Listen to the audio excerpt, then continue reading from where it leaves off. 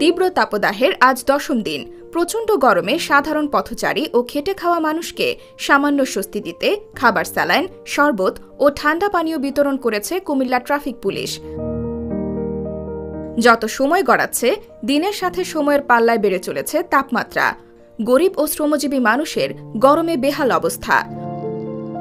অনেক সময় পায়ে হাঁটা রাস্তায় রৌদ্রের তীব্রতায় হাঁসফাঁস করছেন সাধারণ জনগণ।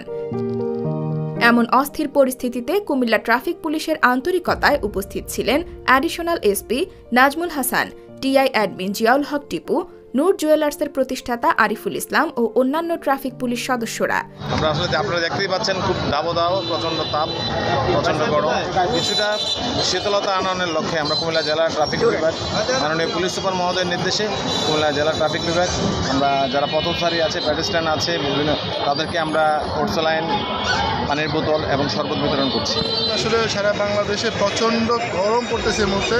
এটার যাতে সাধারণ মানুষের গরমটাকে কিছুটা লাঘব করার জন্য কুমিল্লা জেলা ট্রাফিক পুলিশের আয়োজনে আজকে আমরা এখানে শরবত, পানি এবং সালাম বিতরণের একটা অনুষ্ঠান করা হচ্ছে। এটা যতদিন পর্যন্ত গরম পড়বে প্রোগ্রামটা চালু থাকবে এবং কুমিল্লা ট্রাফিক পুলিশকে অনেক বেশি ধন্যবাদ জানাচ্ছি যে এই ধরনের একটা ভালো কাজের উদ্যোগ নেওয়ার জন্য।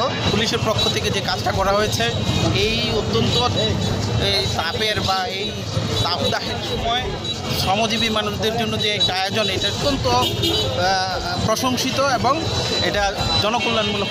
ট্রাফিক পুলিশ থেকে যে উদ্যোগটা নেওয়া হয়েছে, এটা খুবই একটা সুন্দর উদ্যোগ। এতে করে সাধারণ জনগণ, বিশেষ করে যারা রিক্সা শ্রমজীবী, ওদের জন্য অনেক ভালো হবে।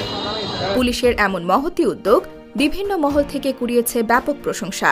লাবণ্য লুবনা, কুমিল্লা ক্রাইম বার্তা।